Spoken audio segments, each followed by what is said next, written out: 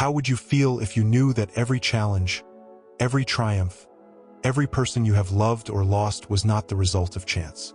That you, before this life, had chosen everything, your family, your soulmate, even the trials you are currently facing? And here's the real twist. There is a way to break free from it all. The cycle of reincarnation, or the wheel of life, is a system described in many spiritual and hermetic traditions. It represents the journey of the soul through multiple existences, with each incarnation offering opportunities for growth, learning, and the resolution of karmic imprints. At the core of many esoteric teachings, this journey is part of a cosmic design aimed at the evolution of consciousness and the fulfillment of the divine will. Many traditions, such as Hermeticism, Hinduism, Buddhism, and mystical Christianity, share fundamental ideas about reincarnation, emphasizing free will balanced by karma. Karma connects the soul to specific lessons while preserving its ability to align with its spiritual goals. The physical world, perceived as dual and dense in spiritual teachings, provides the soul with a chance to grow and refine its divine nature. Driven by the call of the infinite, the soul enters the material realm to experience polarity. For example, light and darkness, pleasure and pain, and to gradually transcend the illusions of the physical world. Free will and karma are at the heart of the soul's journey. Hermetic philosophy describes the soul as a co-creator of its reality, shaped by the karmic consequences of its past lives. Karma educates rather than punishes, ensuring that the soul experiences the effects of its actions to foster growth and balance. The choice of an incarnation is a collaborative process involving the soul, spiritual guides, and cosmic intelligence. In the state between lives, the soul reviews its past actions, assesses its progress, and sets its future goals. Spiritual guides offer their wisdom, but ultimately, the soul makes the final decision, reflecting the Hermetic ideals of responsibility and sovereignty. Before you even took your first breath, your soul existed in a realm beyond time and form, a place where choices are made, contracts are forged, and destinies are set into motion. Imagine yourself standing before a vast council of ancient guides, examining every possible path your life could take. You didn't just choose a life. You chose your challenges, your greatest loves, even the people who would hurt you. Why?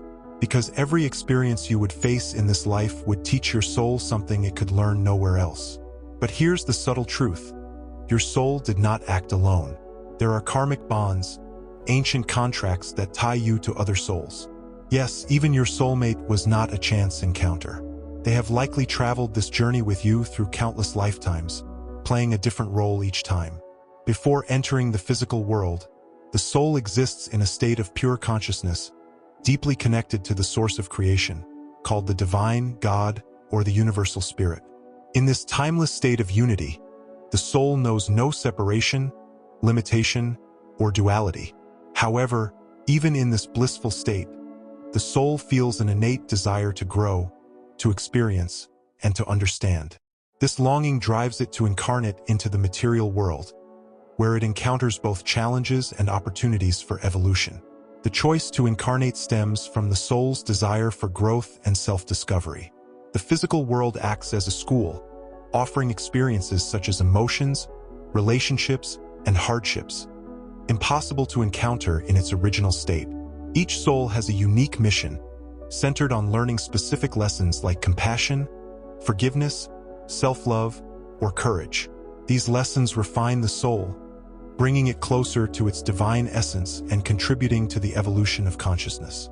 This mission is not tied to material success but to spiritual growth and fulfilling its role in the grand cosmic design.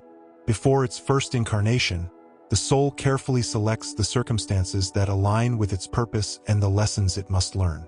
The soul chooses its physical traits, including genetic factors, abilities, and even potential health challenges. These are not random but tailored for its growth. The family serves as a foundation for its early experiences, bringing both challenges and support to teach essential lessons. For example, a soul that needs to learn patience might choose a difficult family dynamic. The cultural, social, and historical context of its birth also shapes its experiences and opportunities for evolution. The soul identifies the individuals it will meet throughout its life, soulmates, mentors, or adversaries, who will play crucial roles in its development. These choices form the soul's initial blueprint, and the first incarnation is fundamental, focused on survival and understanding the material world. Over time, the soul learns to balance physical and spiritual aspects. The material world presents a stark contrast to the soul's original state. Upon incarnating, it experiences a separation from its divine source, creating a sense of duality and isolation. This can lead to confusion, fear, or a longing for a divine connection, often described as a form of spiritual homesickness. Furthermore, the soul must adapt to physical limitations such as time, space, and human emotions, which are essential for its evolution. Yet, even in its first incarnation, the soul is not alone. Spiritual guides, beings of light or higher consciousness, accompany it, offering wisdom and support. Although these guides provide subtle encouragement and help navigate the physical world, the soul retains its free will and can choose to accept or ignore their guidance. It also maintains a deep connection to its divine origin, manifesting as intuition, dreams, or moments of clarity, reminding it of its higher purpose and mission. But here's an even deeper question. What happens after this life? How does your soul decide its next destination? And most importantly, is it possible to completely break free from this cycle? But before that, let's explore the choices your soul makes after death, a realm, a state of pure consciousness beyond the limits of the material world. In this state, the soul reflects on its previous life, reconnects with its spiritual guides, and begins preparing for its next incarnation. This realm is not a place of reward or punishment, but a space dedicated to learning, growth, and planning. One of the key aspects of this phase is the life review, where the soul examines its past existence with a broader and detached perspective. It relives its actions, thoughts, and choices, experiencing the emotional impact they had on others. This process is educational, fostering a deeper understanding of the consequences of its actions. It helps the soul recognize its progress and the lessons still unfinished, thus setting the stage for future experiences. Karma plays a crucial role in the soul's journey. Far from being a form of punishment, it is a force of balance, teaching, and growth. Every action, thought, and emotion creates energetic ripples that eventually return to the soul. For instance, a soul that has caused harm might choose to experience a similar situation in its next life to develop empathy and understanding. Likewise, acts of kindness or generosity can lead to positive opportunities in future lives. The soul also establishes soul contracts, agreements with other souls regarding relationships and dynamics in the next life. These contracts define important connections, such as family roles, romantic relationships, or challenging encounters, each designed to teach specific lessons. For example, a soul might choose to be born into a particular family to learn patience or unconditional love. Two souls might plan to meet as romantic partners to explore trust and intimacy. Difficult relationships, such as a rival or a demanding parent, might be prearranged to foster forgiveness or resilience. These contracts are not rigid.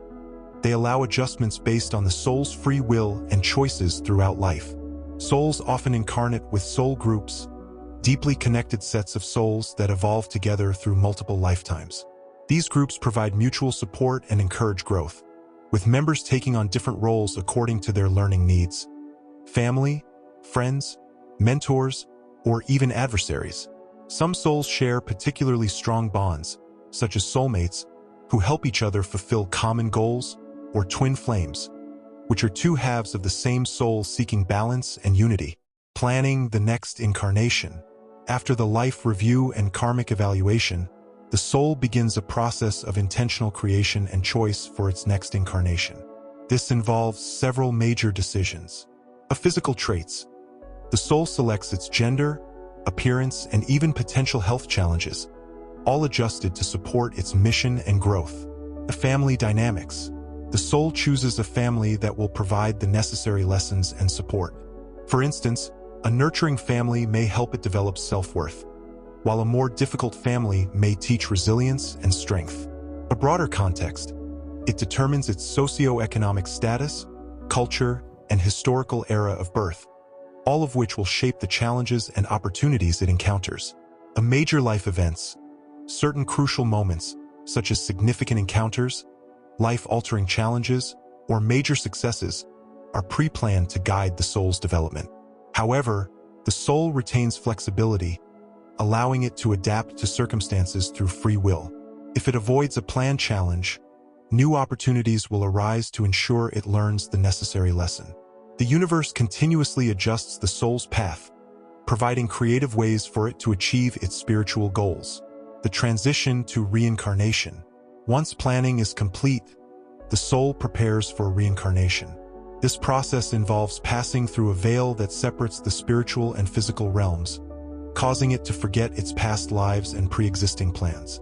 This forgetfulness is essential to ensure that experiences in the material world remain authentic and spontaneous. However, subtle reminders of the soul's mission persist in the form of instincts, dreams, or a deep inner calling. Throughout life, the soul is guided by these internal signals as well as the influence of its spiritual guides, who remain a constant source of support and wisdom. The cycle of reincarnation and the soul's evolution. Think of reincarnation as a school. Each life is a classroom where lessons are learned, karmic debts are balanced, and evolution takes place. But here's the real question. As long as certain lessons remain unmastered, the soul is destined to return again and again. What determines your next family, your next challenges? It all depends on the energy you have accumulated, the karma you have created, and the soul contracts you have yet to fulfill. Breaking free from the cycle of reincarnation. Liberation from the cycle of reincarnation does not mean escaping life but transcending the illusions and limitations of the material world. It allows the soul to live in harmony with its divine source, experiencing unity, peace, and infinite creativity. This state, known as enlightenment, moksha, or ascension, is celebrated in many spiritual traditions. However, enlightenment does not mean that the soul loses its individuality or ceases to exist. On the contrary, it becomes fully aware of its divine nature, freeing itself from the illusions of separation. In this state, the soul achieves complete understanding of its being, integrating all its experiences and transcending the cycle of rebirth. The soul's choice: higher dimensions or return as a guide. The soul may choose to remain in higher dimensions of existence or return to the physical plane as a guide or teacher, free from any karmic obligation. Achieving liberation is a gradual process of spiritual awakening and mastery, requiring the soul to release attachments, resolve its karma, and align with universal truths. The path to liberation. It all begins with the development of self-awareness. The soul must recognize its patterns, desires, and fears, understanding how these bind it to the material world.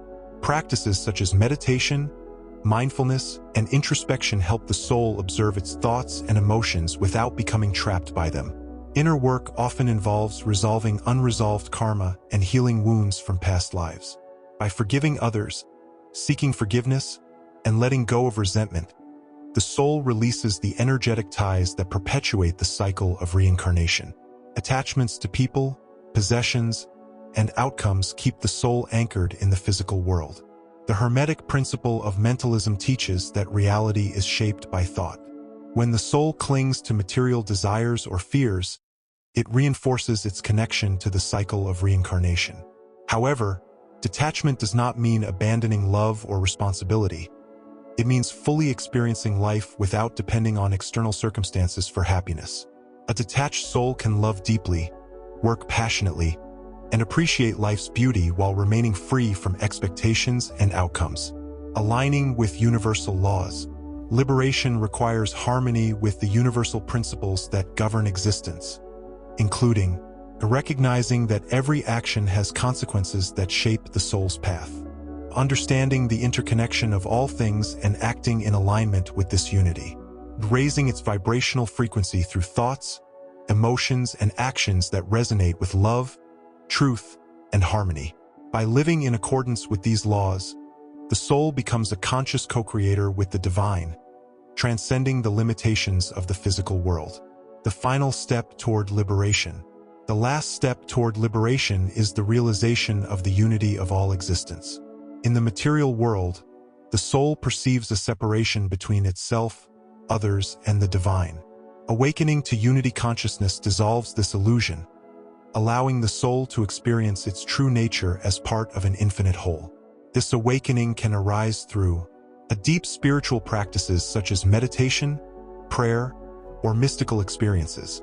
Triggering events such as profound love, deep loss, or moments of inner revelation. The soul attains liberation when it has learned all the lessons it sought in the material world.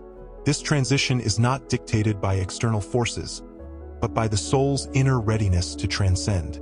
Signs of a soul nearing liberation: detachment from material success or failure, a profound sense of inner peace, regardless of external circumstances, unwavering love and compassion for all beings, a deep longing to return to the divine source or to serve others selflessly. At this stage, the soul chooses its next step. Some ascend to higher dimensions, exploring and creating on more subtle planes. Others reincarnate, not out of necessity, but as enlightened guides or teachers to help others on their path. Enlightened souls and their role. Throughout history, enlightened beings such as Buddha, Jesus, and other spiritual masters have chosen to reincarnate. Unlike ordinary souls, they do not return due to karmic obligation, but to uplift humanity. These beings, often referred to as bodhisattvas or avatars, serve as bridges between the physical and spiritual worlds. Hermetic teachings describe these souls as embodying the highest principles of wisdom, love, and power. Their presence inspires, guides, and supports those still caught in the cycle of reincarnation. Your own path to liberation. By observing and learning from these enlightened beings, every soul can find its own path to liberation. If you're ready to dive deeper into these mysteries, join me in this exploration. Subscribe now